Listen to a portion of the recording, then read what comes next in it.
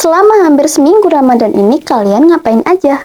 Tidur seharian, maraton drakor, main game terus, sambil nungguin maghrib kapan keluar hilalnya. Atau malah kalian terang-terangan nggak puasa? Ayo ngaku.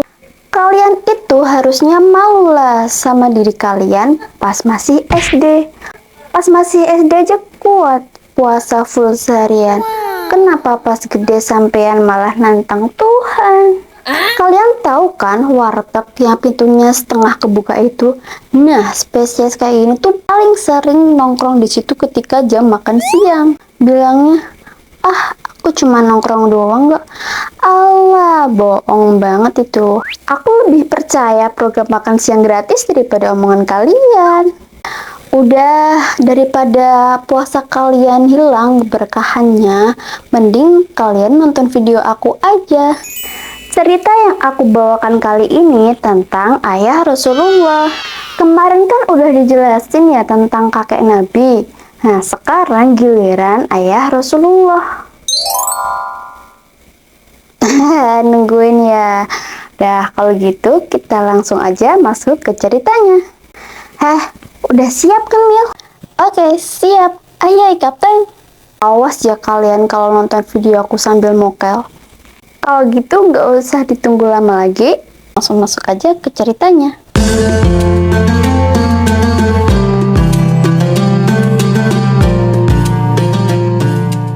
Kisah yang akan aku ceritakan kali ini adalah kelanjutan dari video aku kemarin ya guys. Kisah ini terjadi tepatnya pada bulan Jumadil Awal 40 tahun sebelum kenabian. Abdul Muthalib yang pada waktu itu sudah tidak muda lagi, hidup bahagia dengan 10 putranya. Putra Abdul Muthalib atau paman dari Nabi Muhammad SAW dari pihak ayah itu terdapat 10 orang guys. Itu ada Al-Harith, Az-Zubair, Hamzah, Al-Abbas, Abu Thalib, Abu Lahab, Al-Muqawqim, Diror, Hajjal, dan tentunya ayah Rasulullah SAW yang bernama Abdullah yang merupakan anak bungsu dari Abdul Muthalib.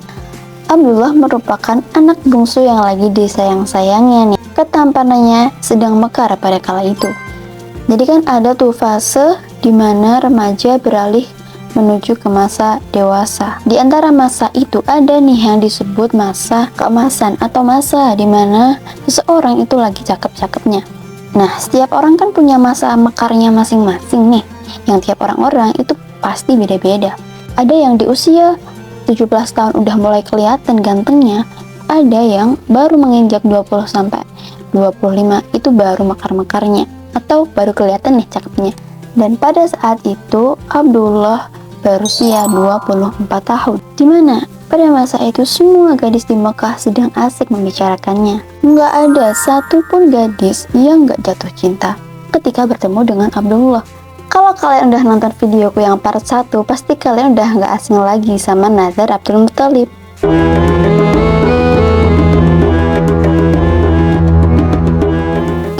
Ya, nggak salah lagi, sebuah nazar yang beliau ucapkan ketika hendak mencari sumber Zam-Zam yang hilang. Nazar tersebut berbunyi, jikalau beliau memiliki 10 anak laki-laki, maka akan mengorbankan salah satunya. Yang belum nonton videoku yang part 1, habis ini nonton ya. Hingga tibalah saat nazar itu harus dilakukan. Ya jelas banget lah, semua masyarakat yang mendengar kabar itu geger dong. Ya, siapa yang gak kaget mendengar kabar seperti itu? Seorang Abdul Muthalib hendak menyembelih anaknya. Apalagi ke-10 anaknya itu tidak tahu menahu jikalau ketika mereka sudah dewasa, nantinya salah satu mereka harus dikorbankan. Sebenarnya kematian bukanlah hal yang menakutkan pada zaman itu. Ya, karena di zaman itu kan peperangan sudah termasuk hal yang normal ya, sudah lazim gitu maksudnya. Apalagi untuk anak laki-laki. Ya, kalau mereka nggak mati karena sakit, ya pasti mati karena peperangan.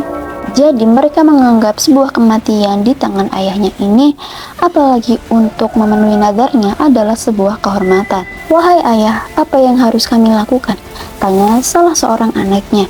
Tulislah nama kalian pada tiap ujung anak panah, jawab Abdul Muthalib. Dilakukan sebuah undian menggunakan anak panah untuk menentukan siapa yang akan dikorbankan. Nama-nama mereka sudah tertulis di setiap ujung anak panah. Sesuai kesepakatan, nama siapa yang akan muncul itulah yang akan dikorbankan. Semua orang yang menyaksikan kejadian ini ikut deg-degan dong, mengkhawatirkan nama siapa yang nantinya akan keluar. Apalagi akan sangat disayangkan sekali jika nama yang keluar itu adalah Abdullah. Ya gimana ya, nama Abdullah ini kan lagi populer banget di kalangan masyarakat Mekah pada waktu itu. Jika benar-benar Abdullah yang keluar, benar-benar bisa jadi hari patah hati sedunia itu. Tentu saja orang yang paling khawatir pada saat itu adalah Abdul Muthalib. Dengan perasaan sedikit menyesal karena telah melakukan nadar itu, beliau mengkhawatirkan anak-anaknya. Dan benar saja dong, nama yang keluar adalah Abdullah. Ya ini sih the real Ismail part 2 guys.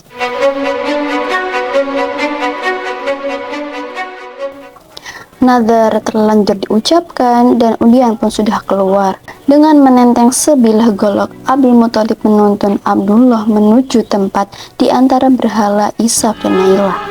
Ayah dan putranya itu berpegang tangan sangat erat. Mata mereka saling bertatapan, seolah-olah mengatakan satu sama lain untuk meyakinkan bahwa semuanya akan baik-baik saja. Pasti berat banget kan rasanya. Ditinggal pas sayang-sayangnya aja berat, apalagi ini. Semua yang menyaksikan kejadian ini nggak bisa tenang, terutama keluarga Fatimah binti Amr dari klan Quraisy yang mempunyai pengaruh cukup kuat di Mekah. Bisa mungkin mereka menghentikan apa yang akan Abdul Muthalib lakukan kepada anaknya. Wahai ayah Abdullah, apa yang sebenarnya hendak akan engkau lakukan? Aku akan memenuhi nadarku, ucap Abdul Muthalib. Bukankah engkau tidak boleh membunuh anakmu sendiri? Jika engkau melakukannya, niscaya orang-orang juga akan melakukannya. Mereka akan membunuh anak mereka sendiri karena meniru perbuatanmu. Bagaimana jika hal ini nantinya menjadi sebuah tradisi? Mohon pikirkanlah sekali lagi, wahai ayah Abdullah. Sebenarnya bernadar untuk melakukan suatu keburukan, apalagi ini untuk membunuh anaknya sendiri, itu benar-benar dilarang guys dalam Islam. Namun karena terlanjur mengucapkannya di depan orang Quraisy yang rata-rata beragama paganisme ini, beliau merasa tetap harus melakukannya. Ya gimana ya, kebanyakan orang Quraisy kan gak peduli sama aturan Islam itu. Nazar yang sudah terucap mau gak mau tetap harus dilaksanakan. Hingga Al-Mughirah bin Abdullah yang merupakan sesepuh dari klan Makhzum turun tangan.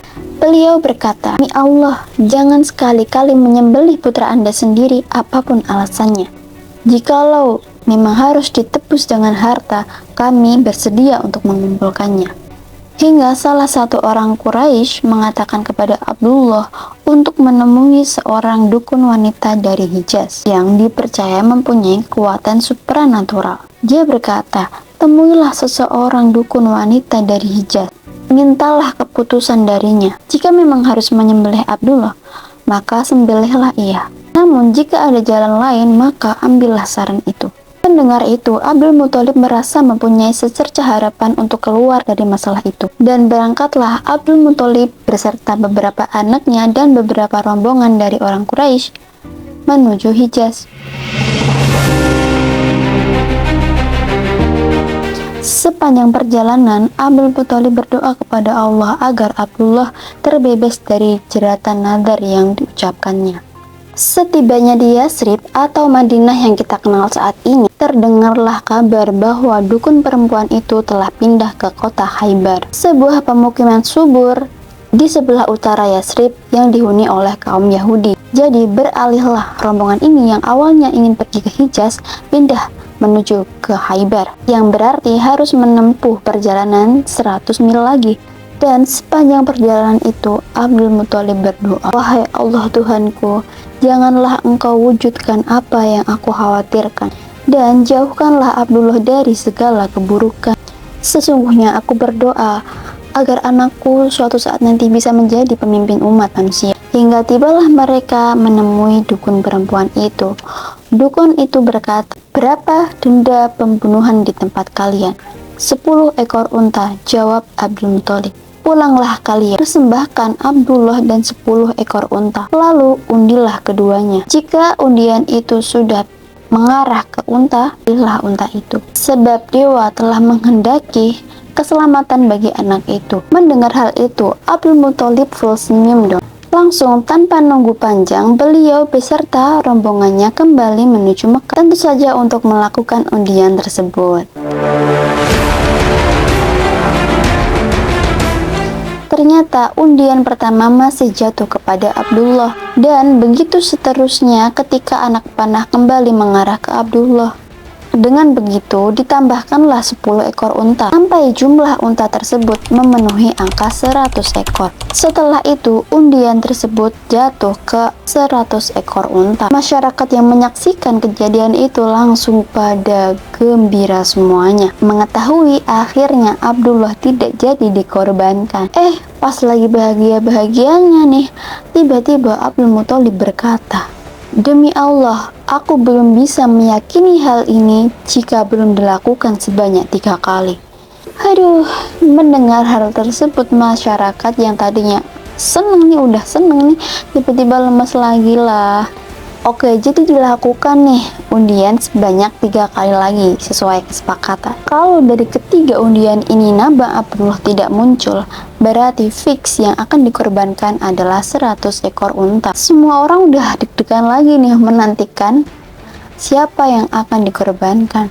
Undian yang pertama keluar jatuh kepada 100 ekor unta. Yang untungnya undian kedua pun sama, sampai undian terakhir muncul.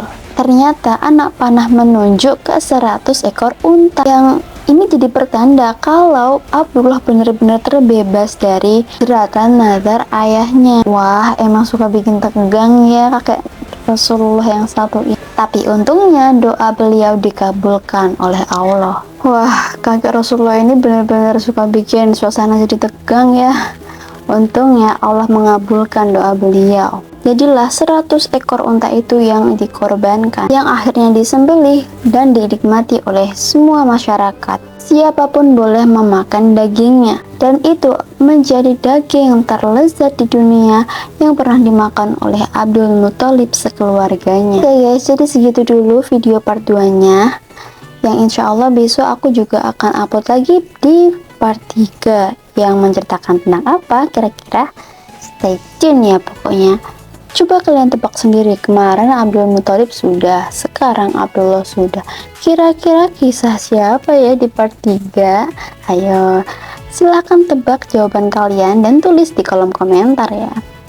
Sampai ketemu di video berikutnya. Bye-bye.